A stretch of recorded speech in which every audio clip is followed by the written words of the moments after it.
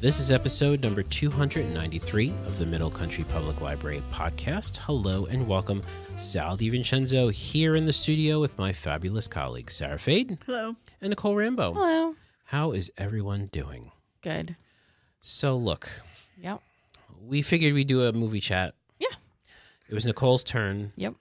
Nicole used her boyfriend AI to pick did not. this movie. Actually, you know what? I should have. Now that I think of it, I don't know why I didn't.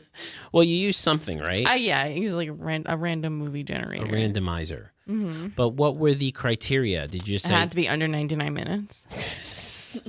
Okay, under 99 minutes. And what movie did your randomizer pick? Dr. Strangelove, or How I Learned to Love the Bomb. Bomb. Stop Worrying and Love the Bomb. Yeah. 1964 Stanley Kubrick movie. This should be good, considering that all of the online review sites, the AFI, American Film Institute, they all rate this film regarded. well regarded. Let's talk about what this movie is about. And Nicole, if you can, if you don't mind me taking this part to discuss this. I'm going to stop you now. It's how many movies in we've been doing this? You're doing great. And we do have this film here at the library. Is that correct, Sarah? Yeah. Yes. Yes. I don't Okay. know. In the collection, because we should have it, because it's this like AFI top 200. Yeah, it was like one of the first movies inducted into like the some Hall of Fame for the government movies. Hall of Yeah, Fame. exactly. Library of Congress. Yeah. Oh, yeah, that's the one. All right. The government library. The government library. That little Little itty one, bitty yeah. library down Yes. south. Can you guess this is off the cuff? Okay. Paranoid Brigadier General Jack D. Ripper, believing that fluoridation of the American water supply, Which is still a which common still happens, it's still a common fear. Fear, yes. Yeah. But Is- you have great teeth. is a Soviet plot to poison the U.S. populace.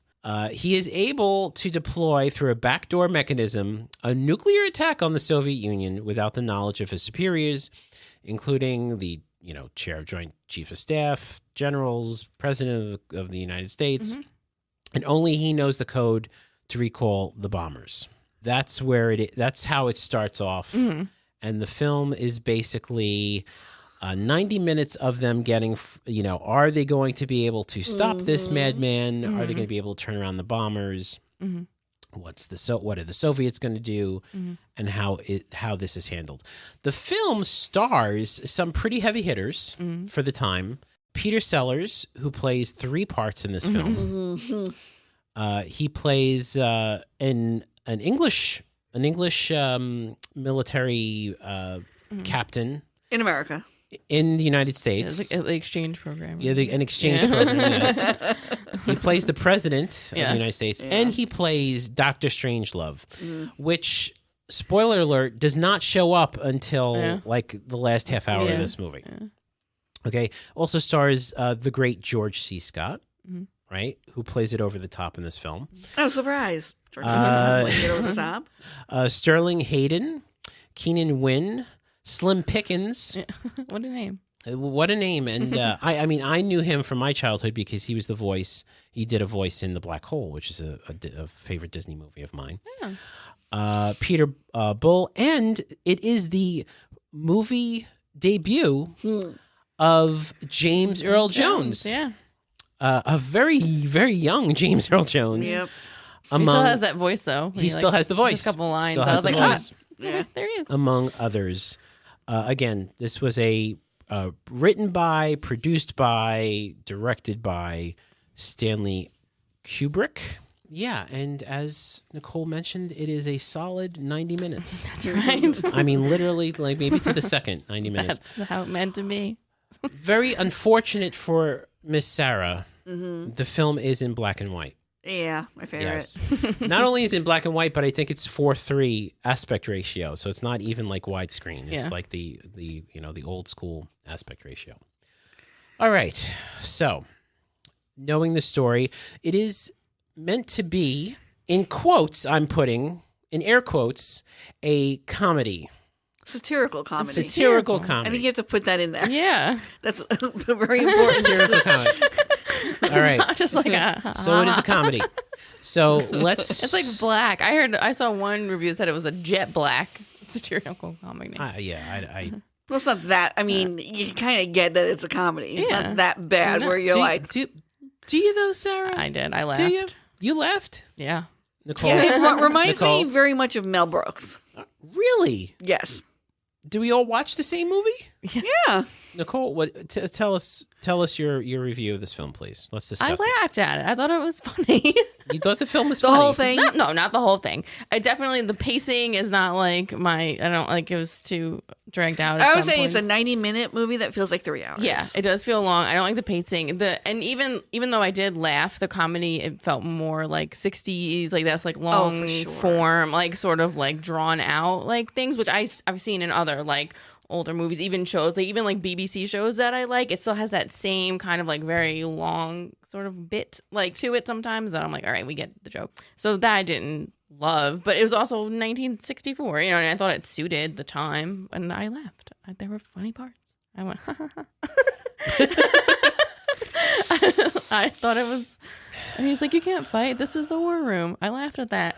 When he like got the phone call, when the general was like making his point, and then like his secretary or girlfriend like was calling. He's like, no, I appreciate you as a person. That was very funny. I thought that was really funny. And he's like, it's on the big board. Like, that was funny. I liked it. I thought it was funny. When the pilot was like reading off all of the things in that kit, and he's like, I could have a good time in Vegas with this kid or whatever. Funny. These are it's You seem very defensive about fighting it. it makes it's funny to me and I laugh. Well, Sal was so shocked that I laughed. These were all the parts I laughed at. Was shocked. 'Cause I think it's funny. It's my sense of humor, I guess. And It's funny. okay, so you thought it was a funny film and you enjoyed it. I did. Okay. Would I watch it again? No, probably not. Okay, so it's a one. Yeah, and done. but Do you think it is as masterful a crafted film as everyone says? Top 5. Yeah, no, I don't. But I don't know. Like, I took one, film class Doesn't in matter. my freshman I year. see these yahoos on the interweb that like they spout off their opinion. They're no like Siskel and Ebert. Yeah, no, So it's someone like, well, who gave you a degree in film studies there? Bob from Ohio. So your opinion counts just as much. Yeah, no, I don't know. What is? I can't think of one that is where I'm like, wow, what a beautiful film. Like, I like Pride and Prejudice, the 2005 version. I think that's very pretty. Well, that won awards, actually. Yeah, no, so I like that. Like, is it that? No. There's no Mr. Darcy's in that, Dr. Strangelove. But I thought it was funny, and I thought it was similar to like other movies that I've seen more recently that I also thought were funny. Well, those movies are similar to that movie. You have to say. Yes, you're right. Yes, absolutely. Okay. Yeah. Sarah, what did you think of Dr. Strangelove? Well, I went in thinking I was going to hate it because of everything we just said about it. But I did laugh at the appropriate times when one is expected to laugh. Right. And but I did think it was really long. Yes. Really. Feeling. Feeling. Yes. Because obviously it's the shorter of our movies that we pick from movie That Jacks, could have been like a 30-minute bit. I think. Yeah, right. It really could have been. Or there was something else that they didn't put in, like the cutting back and forth to the plane, like that kept dragging for me. Yeah. Yeah. And some of the things I'm like, we don't need to see this. Like, Yeah. we get it. Like, it was a little over the head. Like, you know what I mean? Yeah. Like, with some of the analogies and the symbolism and all that stuff. Yeah. Like, I feel like this is what Kubrick's first film? No, this wasn't his first film, though. It What was was his first and only comedy, but I think Yes. but it was one of his first ones, maybe second or third, I think. Yeah. Yeah, it was. It's weird. I feel like he honed his craft while making his films much longer. Yeah. It's like... It's like, no, we need more time.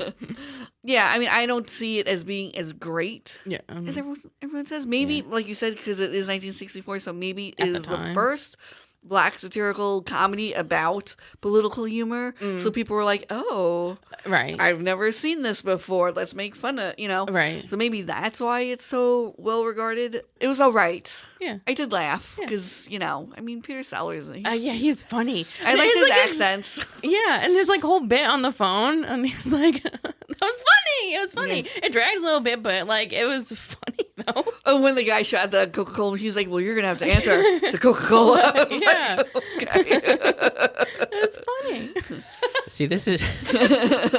I think this was my issue with this is Okay. that I wrongly read up on the film. And you thought it was gonna be super great. And I thought it was going to be super great. Yeah, okay. I thought it was going to be over the top, amazing, funny, silly. Okay. The scene. Is this what happened to Cocaine Bear too? You can't go in. I know. Looking Oh, at people. really? I know. I had very low expectations for Cocaine Oh Bear. no, but the same thing. The reviews, people were crazy. This is the best movie. I saw similar Yeah. reviews, and I was like, it's all right.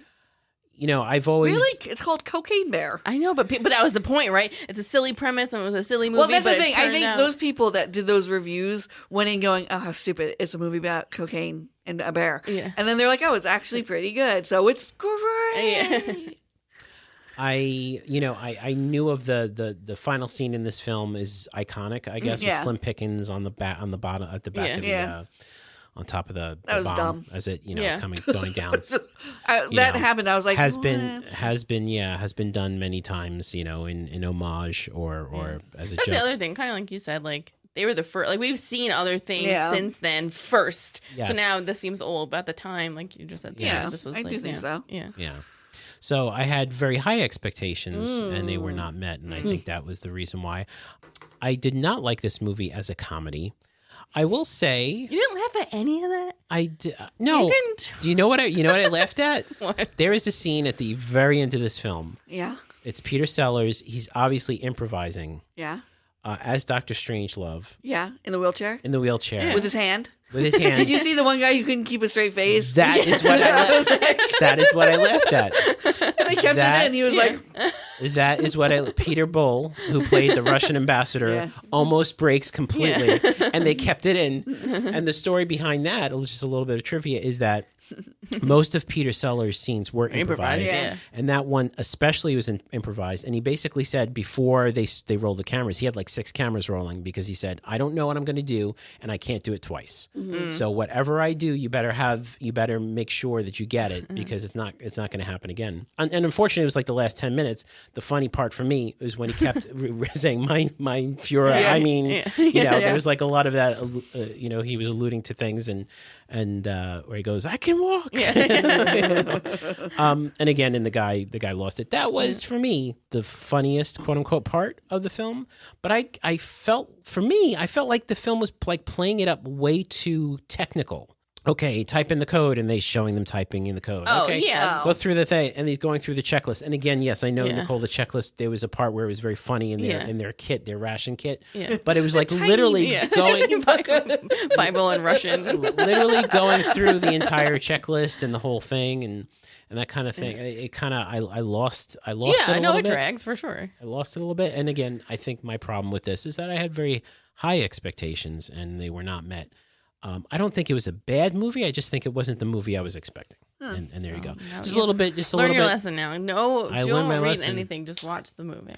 Just a couple of pieces of interesting trivia. Sure. This is from Internet Movie Database as we wrap this up. The film led to actual changes in policy to ensure that the events depicted could never really occur in life. So not one person can order a nuclear strike on anyone. I don't know about that. You know that Peter Sellers was the first actor to be nominated for a single Academy Award, Best Actor, for a film in which he portrayed 3 different characters in the same film. That's pretty interesting. Again, we mentioned this was the film debut of James Earl Jones. And shortly after the release of this movie, Stanley Kubrick met with Arthur C. Clarke to talk about making the, quote, proverbial good science fiction movie. And during that discussion of ideas, it eventually became 2001: A Space Odyssey, which is 1968, which is 4 years after, which, again, interestingly enough, is one of my favorite movies of all time. So, like I said, I had very high expectations. Well, Sarah just said he honed his craft. He As did went hone. on. He 4 years. honed it all right. He honed it all right. The film was selected into the National Film Registry in 1989 as being culturally, historically, and aesthetically significant. That's what you were mentioning there, Nicole. And this was funny. Funny bit of trivia is that James Earl Jones thought that Slim Pickens stayed in character after the camera went off, not realizing that was his actual voice and somewhat of his personality. So, yeah. So, okay. Dr. Strangelove, 1964, scale of 1 to 10. Miss Nicole, what do you got? 7.5. 7.5. Yeah. All right. Very good. Miss Sarah. I'd say 7. 7. Okay. I'm going to give it a 6. Okay. I'm sorry. I just... Yep, we didn't make it. It was, yeah. I'm sure Stanley Is it? is like, what? Yes, rolling in his grave. So country public library podcast. Some gave podcaster me on a Long Island doesn't like. Yeah, gave me a 6. It's gonna haunt us now. But yeah, there you go. Available here at the library. It's gonna be a play in the West End. Is it now? It is. Okay, obviously a comedy play. Because Right. it's a comedy 'Cause it's a comedy movie. movie. I guess it is. And we laugh. And you laughed. As I say, Dumb and Dumber, a comedy? Which, by the way, I find hysterical. Yeah, we should pick that one next. Yeah. Oh, I saw that in the movie theater.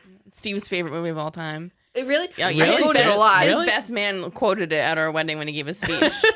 Yeah, it's Yeah. very. Tell her I have a rapist sweat. We'll have to pick, Bird, nice bird. we'll have to put that in the queue then. I'm going to tell Steve to make sure he listens to the end of this episode. Yeah. See, that's how we get the Yeah. analytics. Yeah. That's how we get the analytics. We get the full listen. And speaking of listening to episodes, if you want to listen to our older episodes, read our show notes, or listen to older movie chats, you can visit our website, mcplpodcast.com. If you want to dig a little deeper, see some extra notes, we have the blog. Thank you, Sarah, for working on the blog. We greatly appreciate it. It's blog.mcplpodcast.com. And if you're listening on YouTube, click the like button, hit subscribe. You know, we have 1,150 subscribers on the Wow. library's channel. It would be nice to get that up there. 1,200. Yeah, 1,200. 50 more people. Yes, get it up to We can 1,200. do that. We can do Yeah. that. We Yeah. can do that. So do that. And if you are listening to us on an app, click on the review. Send a review our way. We really appreciate that as well.